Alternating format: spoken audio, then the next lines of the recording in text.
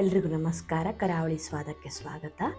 ಇವತ್ತಿನ ವಿಡಿಯೋದಲ್ಲಿ ರೆಸ್ಟೋರೆಂಟ್ ಸ್ಟೈಲಲ್ಲಿ ಹೊರಗಡೆ ಕ್ರಿಸ್ಪಿಯಾಗಿ ಒಳಗಡೆ ಸಾಫ್ಟ್ ಆ್ಯಂಡ್ ಜ್ಯೂಸಿ ಆಗಿರೋ ಚಿಕನ್ ಕಬಾಬನ್ನು ಮನೆಯಲ್ಲೇ ಸುಲಭವಾಗಿ ಹೇಗೆ ಮಾಡೋದು ಅಂತ ತೋರಿಸ್ಕೊಡ್ತಾ ಇದ್ದೀನಿ. ಚಿಕನ್ ಕಬಾಬ್ ಅಂದರೆ ಯಾರಿಗೆ ತಾನೇ ಇಷ್ಟ ಇಲ್ಲ. ಈ ರೀತಿ ಒಂದ್ಸಲ ಚಿಕನ್ ಕಬಾಬ್ನ ಟ್ರೈ ಮಾಡಿ ನೋಡಿ. ಮತ್ತೆ ಮತ್ತೆ ಮಾಡಿ ತಿನ್ನಬೇಕು ಅನ್ನೋಷ್ಟು ರುಚಿಯಾಗಿರುತ್ತೆ. ಬನ್ನಿ ಈ ರುಚಿಯಾದ ಚಿಕನ್ ಕಬಾಬ್ನ ಹೇಗೆ ಮಾಡೋದು ಅಂತ ನೋಡೋಣ. ಮೊದಲಿಗೆ ನಾನಿಲ್ಲಿ 1 kg ಆಗುವಷ್ಟು ಚಿಕನ್ನ ಚೆನ್ನಾಗಿ ತೊಳೆದಿಟ್ಕೊಂಡಿದ್ದೀನಿ. ನೀರೇನಿರಬಾರ್ದು, ಚೆನ್ನಾಗಿ ಡ್ರೈ ಆಗಿರಬೇಕು. ನಂತರ ಕಬಾಬ್ ತುಂಬಾ ಟೇಸ್ಟಿಯಾಗಿ ಬರಲಿಕ್ಕೆ ಒಂದು ಸಣ್ಣ ಮಸಾಲೆನ ರೆಡಿ ಮಾಡ್ಕೊಳ್ತಾ ಇದ್ದೀನಿ. ನಾನಿಲ್ಲಿ ಒಂದು ಸ್ವಲ್ಪ ಪುದೀನ ಸೊಪ್ಪು, ಸ್ವಲ್ಪ ಕೊತ್ತಂಬರಿ ಸೊಪ್ಪು, 2 ಗಡ್ಡೆ ಆಗುವಷ್ಟು ಬೆಳ್ಳುಳ್ಳಿ ಹೆಸಳನ್ನು ಸಿಪ್ಪೆ ತೆಗೆದು ಹಾಕ್ಕೊಂಡಿದ್ದೀನಿ. ಹಾಗೆ 1 ಇಂಚ್ ಆಗುವಷ್ಟು ಶುಂಠಿನ ತೊಗೊಂಡಿದ್ದೀನಿ. ಇದಿಷ್ಟನ್ನು ಮಿಕ್ಸಿ ಜಾರಿಗೆ ಹಾಕಿ 1 ರಿಂದ 2 ಚಮಚ ಆಗುವಷ್ಟು ನೀರು ಹಾಕ್ಕೊಂಡು ಸ್ವಲ್ಪ ಗಟ್ಟಿಯಾಗಿ ರುಬ್ಕೊಳ್ಬೇಕು. ತೆಳುವಾಗಿ ಮಾಡ್ಕೊಳ್ಳಿಕ್ಕೆ ಹೋಗಬೇಡಿ. ನೋಡಿ, ಈ ರೀತಿ ಸ್ವಲ್ಪ ಗಟ್ಟಿಯಾಗಿ ನುಣ್ಣಗೆ ರುಬ್ಕೊಂಡು ಚಿಕನ್ ಜೊತೆ ಸೇರಿಸ್ಕೊಳ್ತಾ ಇದ್ದೀನಿ. ಹಾಗೆ ನಾನಿಲ್ಲಿ 1 ಚಮಚ ಆಗುವಷ್ಟು ಚಿಲ್ಲಿ ಪೌಡರ್ನ ಹಾಕ್ಕೊಳ್ತಾ ಇದ್ದೀನಿ. ಹಾಗೆ ಕಬಾಬ್ ತುಂಬಾ ಕ್ರಿಸ್ಪಿಯಾಗಿ ಬರಲಿಕ್ಕೆ 2 ಚಮಚ ಆಗುವಷ್ಟು ಕಾರ್ನ್ ಫ್ಲೋರ್ ಹಾಕ್ಕೊಳ್ತಾ ಇದ್ದೀನಿ. ಹಾಗೆ 1/4 ಚಮಚ ಆಗುವಷ್ಟು ಉಪ್ಪು ಹಾಕ್ಕೊಳ್ಳಿ, ಜಾಸ್ತಿ ಹಾಕ್ಕೊಳ್ಳಿಕ್ಕೆ ಹೋಗಬೇಡಿ. ನಾನಿಲ್ಲಿ ಕಬಾಬ್ ಪೌಡರ್ ಬಳಸ್ತಾ ಇರೋದರಿಂದ ಕಬಾಬ್ ಪೌಡ್ರಲ್ಲಿ ಉಪ್ಪಿರುತ್ತೆ, ಜಾಸ್ತಿ ಉಪ್ಪು ಹಾಕ್ಕೊಳ್ಳಿಕ್ಕೆ ಹೋಗಬೇಡಿ.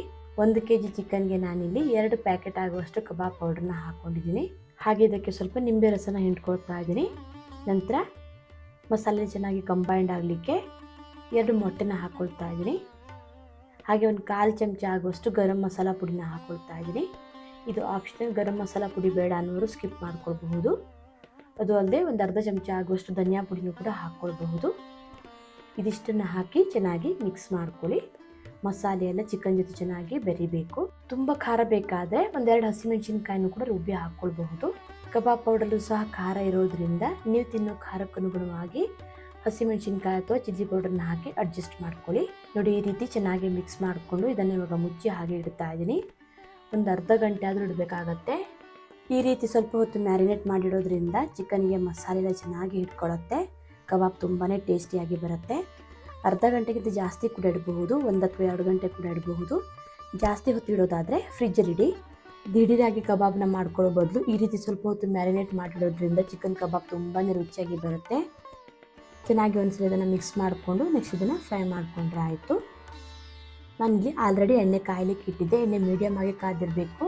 ಎಣ್ಣೆ ಸರಿಯಾಗಿ ಕಾದಿಲ್ಲ ಅಂದರೆ ಕೋಟಿಂಗ್ ಬಿಟ್ಕೊಳ್ಳುತ್ತೆ. ಹಾಗೆ ಎಣ್ಣೆ ಜಾಸ್ತಿ ಕೂಡ ಕಾದಿರಬಾರ್ದು. ಮೀಡಿಯಮ್ ಆಗಿ ಕಾಯಿಸ್ಕೊಂಡು ಒಂದೊಂದೇ ಚಿಕನ್ ಪೀಸ್ನ ಎಣ್ಣೆ ಒಳಗಡೆ ಹಾಕಿ ಫ್ರೈ ಮಾಡ್ಕೊಳ್ಬೇಕು.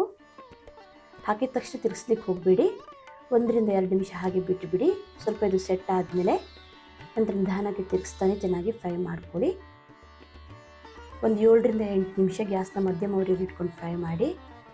ಚಿಕನ್ ಕಬಾಬ್ ರೆಡಿ ಆಗಿದೆ, ಇನ್ನೇನು ತೆಗಿತಾ ಇದ್ದೀವಿ ಅನ್ನುವಾಗ ನೋಡಿ, ಈ ರೀತಿ ಸ್ವಲ್ಪ ಕರಿಬೇವನ್ನು ಹಾಕೊಳ್ಳಿ, ಒಳ್ಳೆ ಘಮ ಬರುತ್ತೆ. ಇದು ಆಪ್ಷನಲ್, ಹಾಕಲೇಬೇಕಂತಿಲ್ಲ. ಹಾಕೋದ್ರಿಂದ ಕರಿಬೇವಿನ ಫ್ಲೇವರ್ ಚೆನ್ನಾಗಿ ಬರುತ್ತೆ. ಫ್ಲೇವರ್ ಇಷ್ಟ ಆಗದೆ ಇರೋರು ಸ್ಕಿಪ್ ಮಾಡ್ಕೊಳ್ಬಹುದು. ಗರ್ಗರಿ ಆಗೋ ತನಕ ಚೆನ್ನಾಗಿ ಫ್ರೈ ಮಾಡಿಕೊಂಡು ಎಣ್ಣೆಯಿಂದ ತೆಗೆದ್ರೆ ರುಚಿಯಾದ ಚಿಕನ್ ಕಬಾಬ್ ರೆಡಿ ಆಗುತ್ತೆ. ನೋಡಿ, ಈ ರೀತಿ ತುಂಬಾ ಸುಲಭದಲ್ಲಿ ಮಾಡ್ಕೊಳ್ಬಹುದು. ನೆಕ್ಸ್ಟ್ ಎಣ್ಣೆಲಿ ಬಿಡುವಾಗಲೂ ಕೂಡ ಎಣ್ಣೆ ಸರಿಯಾಗಿ ಕಾದಿರಬೇಕು. ಎಣ್ಣೆ ಸರಿಯಾಗಿ ಕಾದಿಲ್ಲ ಅಂದರೆ ಎಣ್ಣೆಲಿ ಬಿಟ್ಟಿದ ತಕ್ಷಣ ಕೋಟಿಂಗ್ ಬಿಟ್ಕೊಳ್ಳುತ್ತೆ. ಹಾಗೆ ಗ್ಯಾಸ್ ಉರಿನ ಜಾಸ್ತಿ ಇಟ್ಟು ಕೂಡ ಬೇಯಿಸ್ಕೊಳ್ಬಾರ್ದು. ಹೊರಗಡೆಯಿಂದ ಬೇಗ ಕಪ್ಪಗಾಗುತ್ತೆ, ಒಳಗಡೆ ಸರಿಯಾಗಿ ಬೇಯಲ್ಲ.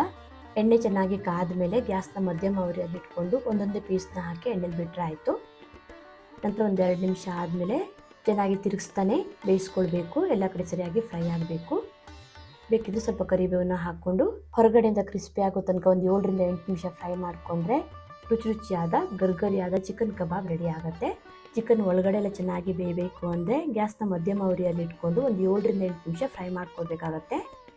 ನೋಡಿ, ಕಬಾಬ್ ರೆಡಿ ಆಗಿದೆ. ಹೇಗೆ ಬಂದಿದೆ ಅಂತ ತೋರಿಸ್ತಾ ಇದ್ದೀನಿ. ಹೊರಗಡೆಯಿಂದ ಕ್ರಿಸ್ಪಿಯಾಗಿ ಒಳಗಡೆ ಜ್ಯೂಸಿಯಾಗಿ ಬಂದಿದೆ, ತುಂಬಾ ಚೆನ್ನಾಗಿ ಬರುತ್ತೆ. ಈ ರೀತಿ ಒಂದ್ಸಲ ಚಿಕನ್ ಕಬಾಬ್ನ ಟ್ರೈ ಮಾಡಿ ನೋಡಿ. ಮತ್ತೆ ಮತ್ತೆ ಮಾಡಿ ತಿನ್ಬೇಕನ್ಸುತ್ತೆ, ಅಷ್ಟು ಚೆನ್ನಾಗಿರುತ್ತೆ. ವಿಡಿಯೋ ಇಷ್ಟ ಆದರೆ ಲೈಕ್, ಶೇರ್, ಕಮೆಂಟ್ ಮಾಡೋದನ್ನು ಮರಿಬೇಡಿ. ಮತ್ತೆ ಸಿಗ್ತೀನಿ ಹೊಸ ವಿಡಿಯೋ ಅಂದಿಗೆ. ಧನ್ಯವಾದಗಳು.